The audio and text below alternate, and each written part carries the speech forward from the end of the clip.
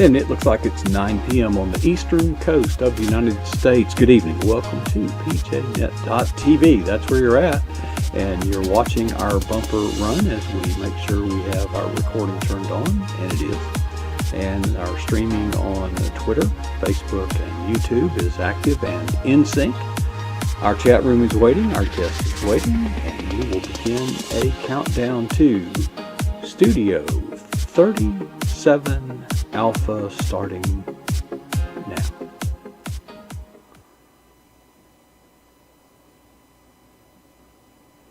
now. Well, good evening and welcome to PJNet.tv. That's the old countdown. Remember that one? Got some new ones. I just forgot to change it out. Hope you're enjoying it. I love Studio 37 Alpha. We're going to have a fireside chat, and I can't think of anyone more qualified to give us the good old, just good stuff, warm from the state of Pennsylvania. Ben, you have been referred to in the PJNet family as a missionary as of late. You've been out on mission, but you're back, and we're glad to have you. I hope you can give us a good and thorough report. Well, I was at church camp that was only about half attended as opposed to years past. It was my 53rd year there, minus COVID last year.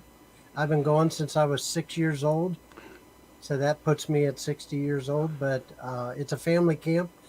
I had the pleasure to work with 7th and 8th graders, really tough age group to work with. As I remember junior high, 7th and 8th grade, probably some of the worst years of my life because kids are brutal. And you just kind of get locked into things. Hopefully it's a little bit different, but I had a good group of kids. I did afternoon Bible study. Let's just say that I was busy pretty much. Busy as a bee. More than I got rest. So it's a 200 plus acre facility. I think I sent you a drone picture there in a message earlier today or yesterday, but there's a 60-foot cross at the top of a mountain that's about pushing 3,000 feet in elevation.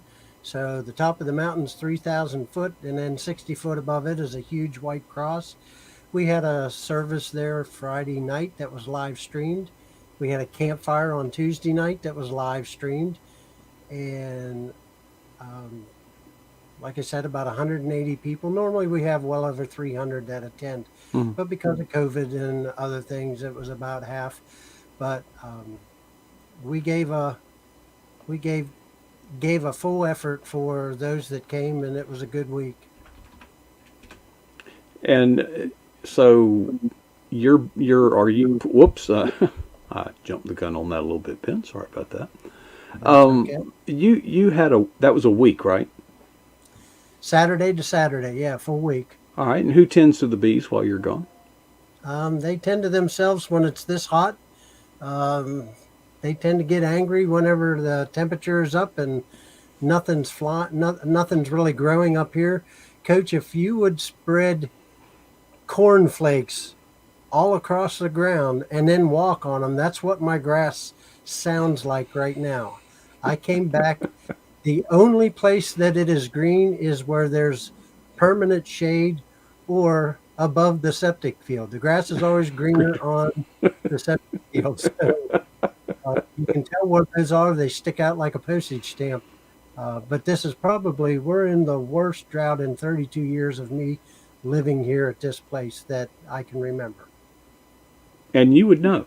But that the only effect that has on the bees is to anger them. Now, I think I had read earlier, and I'm very behind on my reading, Ben. I looked hard for we'll talk about it later, but I hope you'll give us a little preview of your first submissions to vinewords.net. But I did see a post earlier this week that you had the same misfortune that I had in discovering a yellow jacket nest while mowing.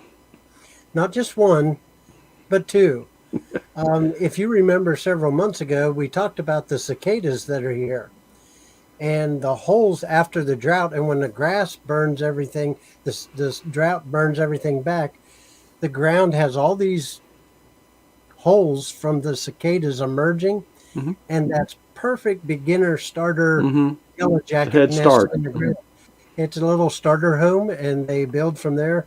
And so I found two different yellow jackets nests within about 35 feet of each other near my beehives, and they got taken care of quite readily. I didn't get stung by them. Luckily, I have bee gear that I can put on and deal with them. But just today, I was working with some beehives, and I would say within 10 minutes, I had probably 30 to 40 yellow jackets flying all around me. They are increasing exponentially in population, and you've just got to be careful because you open up a beehive and the yellow jackets will rob them and start Really? a robbing frenzy. Yeah, a battle, a war will take place, and you just have to be very careful. So, normally this time of year, end of July, first part of August, when we start those dog days of summer, I pretty much leave them alone unless I have to get into them. Now, Ben, I've heard many urban, not urban, but rural legends about the best method to take care of a yellow jacket nest. But I would consider your opinion expert. What do you do when you need to dispatch some yellow jackets? If they're in the ground, I use gasoline.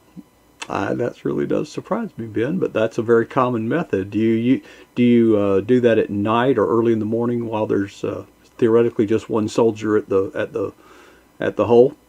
I try to do it just before dark, Hmm. and you don't even have to light it off the gasoline Right. itself. Yeah. I walk up, put a funnel over top of the hole. The problem with one of these, it had, because of the cicada openings, Hmm. they had three holes in the one nest. They Whoopsie. had three access points. So you got to watch where you step because you might be treating one and they're coming out of the other one. So luckily I didn't get nailed by them, but Yeah. Well, what most people don't realize that gas fumes are heavier than air. Okay, so right. they're going to go down. And I don't know what it is about the fumes, but I've heard everything. I've heard antifreeze, brake cleaner is is popular because it comes in these aerosol cans that squirts, way out there. And I don't know, you know, but the problem is that the seismic activity of approaching the nest, the area. I think they sense it. I think they know.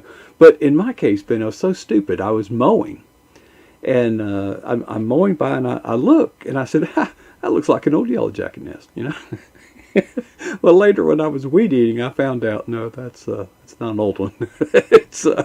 It's fresh, and but they got me the first time. I got hit 5 times. Uh, None of them got a real solid hit on me, but two of them got a pretty good whack. Three of them just kind of grazed me. But long night that night, not much sleep. One thing that people probably don't realize that this time of year the venom is actually more potent because just think of you being out there mowing that grass in the heat of summer with high humidity. The moisture is wicking out of you. We call that sweat. And so anything that isn't anything that's left behind is in a higher concentrate in your body, just like it is in the wasp, yellow jackets, and bees.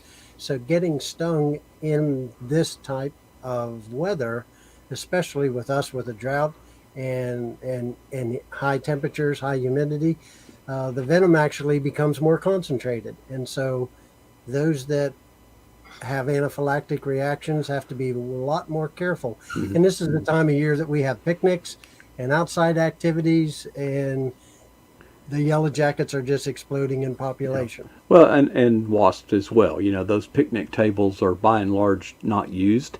And they make an excellent habitat for wasps to make their home. I have heard that if you do have the misfortune of getting stung, it is best not to try to squeeze or scrape or anything the infected area, but rather to take some form of tobacco and wet it and put it on there, and it'll draw the poison out. Any truth to that? It depends on what you're stung by. If it, Yellow jackets are part of the wasp family, they have a straight needle stinger. They can sting multiple times. So, yeah, you don't want to irritate that area. You can put baking soda. Actually, if you have a real old actual copper penny, not the shiny things that aren't copper, Right. and put a copper penny on the sting, it will reduce the swelling and the redness, and will just hold it on there for about 5 minutes. Honeybees have a barbed stinger, Hmm. and so they pull the venom sac out, and you want to scrape them off, not pinch them off. They will. The other wasp and yellow jackets, they don't leave the stinger in you, but the honeybees do. So you want to scrape those off. If you pinch it, you just basically just Inject now yourself. gave the full load of whatever was in that venom sac. So, You're so it just depends. a You got to know your enemies. Ben. You're a Um, walking farmer's almanac. You realize that? but we used to have where I grew up on the farm pond. We had the old cross beams, if you remember them from telephone poles, Oh yeah. that had the big glass Glass insulators on insulator. them, Hmm. and those holes were there. Well, we made a dock out to the center of the pond, and those holes above water made perfect wasp nests. And can you imagine jumping up and down on a diving board after 2 or 3 times? You had to run out. So if we got stung by a wasp while we were diving, we would just dive down to the bottom of the pond, grab a handful of mud, and pack that area and make a mud pack, and that Right. took care of it, the swelling. Yeah, but then you have to deal with the moccasins. Yeah. Ben, I could chat with you all evening, but there's some serious things I'd like to share, or I'd like to have you share. You had your first submission on the VineWords, that is, .net website entitled "No Place to Sit." Now, Ben, I am going to read it, no matter what you say or don't say about it tonight. But could you tell us about your experience and with VineWords and about your devotional entitled "No Place to Sit"? Well, Diane asked me back late spring if I would be early summer if I would be willing to uh, take on writing for VineWords. And only a week after that, then is when I got also the nod for Guidepost. So I kind of got double dutied there, but I'm known for writing about animals and nature, and so I've went in a different direction. And I'm sure Barbara will post that link that She you already just has. mentioned. Yeah. She Mhm. already has. I hope Mhm.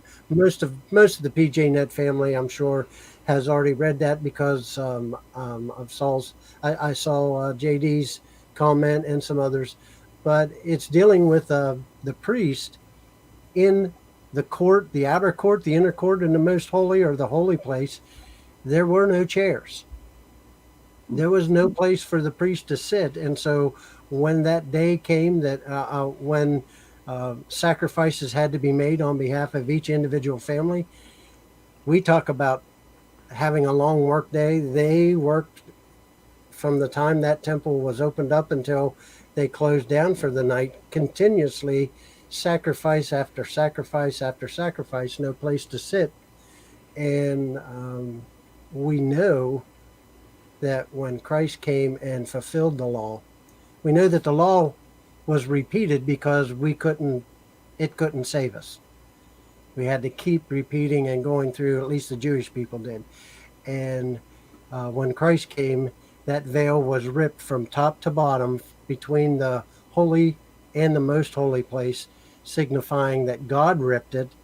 And now the priest doesn't have to do intercessory work because Jesus Christ comes in and sits at the right hand of God the Father and intercedes for us. So his salvation work was done, but his intercessory work continues on for us. So there's a place for him to sit and intercede for us. But there was no, I kind of give some history. In 1300s is when stone benches without backs Mhm. first started appearing in English churches.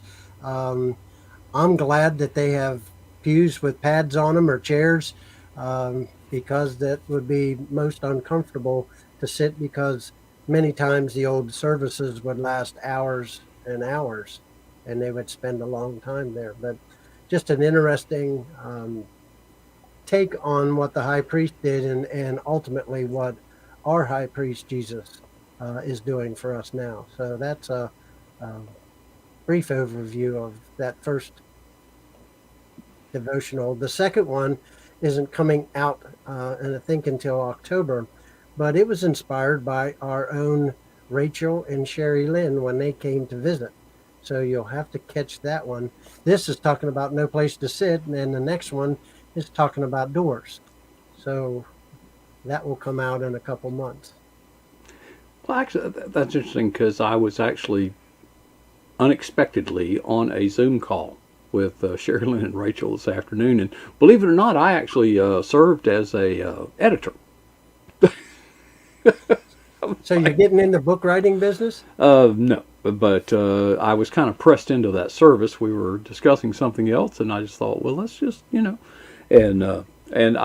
wouldn't you have loved to have been a fly on the wall during that road trip they took? Well, I was glad I was one of the stops that they made, and got to be there. Got to be a host for them, and I got to give a shout out. Yeah, I hope you got to see Rachel's new post of her photo that was posted today. Very very nice picture of Rachel, and Sherry Lynn just had, I think, a birthday. Sherry Lynn's birthday, I believe, was yesterday. Yeah, she just had a birthday, so we get to celebrate a lot. I was thinking before I come on here, and as we kind of probably wrap up, because I'm tickled that we've got our second person coming back from a little bit of time off, but a lot of our PJNet family are either in the process of releasing their first book, their second book, or in Dell's case, I've lost track how I many. bet he has too. He probably has too, but I know that Michelle knows everyone. She knows her numbers, and she knows exactly how many she has. Mhm. But our PJNet family is doing quite well in the book world as far as writing and getting books put out there, despite COVID and other things. So, I know Whitney and Josie and um, some others that have been on kind of not as regular, but we're sharing a lot of the PJNet family is sharing some of their posts and some of their on their launch team as well. So I think, Coach, you're even on a launch team with Diane, aren't you? That's right, and I was kind of not so much on the launch team as I produced some video content, a cover reveal, as they call it, and a book trailer. And what an honor that was! And not only an honor, it's so much fun. It's so much fun, and so I get to be among the men that are referred to as brides in that group. like, well, I get it. I get it. But, JD in the chat room, I think the other day was kind of echoing your sentiments, but he referred to them as PJNet alumni. People so, Alumni, when we're not here, we're missionaries, or we're under the gun because of deadlines.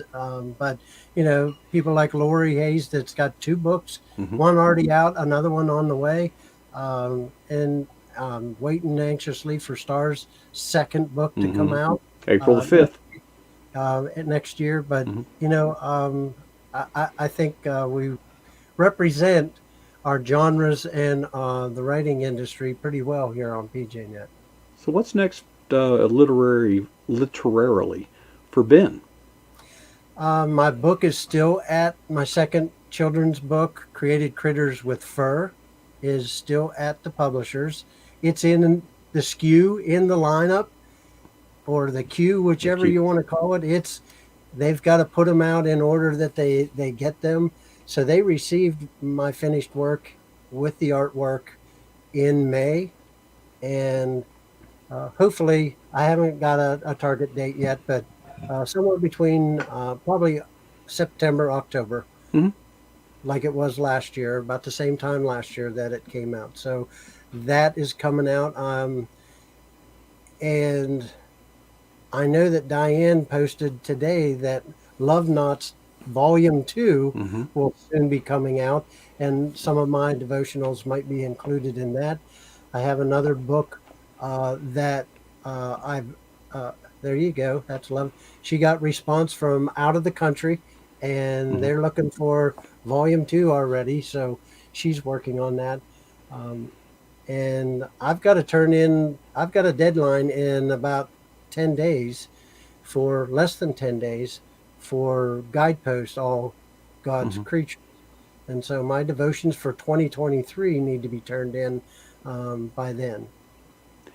Yeah, some of the books that I get or have sent to me in many cases include a bookmarker, but this one didn't come exactly with a bookmarker, so I've made one of my own. This is called a bookmarker. Have you seen these new? These are the new colored highlighter pens. And Yeah. Ben, I like them so much better than the black ones I used in college before I flunked out. Um, you didn't even get that, did you? I got that. Okay. And now, Ben, have you given any thought, and if so, are you at liberty to disclose how many created critters are there going to be? Well, it's not just limited to what's in the Bible, because there's, at least what I researched, 112 critters in the Bible. Um, there's way more critters than that on the planet, or that used to be on the planet. Some of them are extinct, but book number 3 will most likely be created critters from the Arctic. And if there's a book number 4, created critters from Australia. Well, Ben, I think you should have to go there personally to become an expert on matters like that. I don't have to go to the moon to realize that I can't breathe up there, and I can become an expert on oxygen. So, unless PJNet wants to sponsor a trip there, we can take a bunch of us there for some background research. But no, I'll work on that. Same with the Arctic. It's pretty cold up Yeah, there. the Arctic, I'll take your word for it without going. All right. Yeah, Australia, though, you know, I'd like to go. I've never been. Never even been to that part of the world. Haven't been to the Polynesian, anywhere out there. I've been in Europe, went the other way. Went south, went east, but never really went west of the mainland. What you want to call Cabo San Lucas. West of the mainland, anyway. But, well, Ben, it's always great to have you. And, folks, I want to, again, publicly acknowledge that, every time you see someone come on the program, we spend some time in the green room, but Ben is a faithful prayer. You can be sure that when Ben shows up on that screen, that prayer has been said for what we say and do here. Our good friend Ben Cooper with PJNet.tv. We love you, Ben, and we appreciate you sharing with us, not only on the screen month after month after month, but in the chat room, on social media, and just you're a powerful prayer partner and advocate for. It's not the PJNet mission; it's the Kingdom mission. It's the same thing, and we have so many, as you mentioned, gifted people, different gifts and different genres, different skill sets, different talents, different personalities, different associations, and it's just very satisfying to do what we do and be doing it for the kingdom of God. And it's just great to have you on the team, Ben, and we really appreciate you sharing month after month the way you do, brother. All right, thanks for having me, Coach. All See you in right. the chat room. See you in the. Well, folks, that was Ben Cooper. He comes and visits us once a month. I guess that would be the first Tuesday of every month.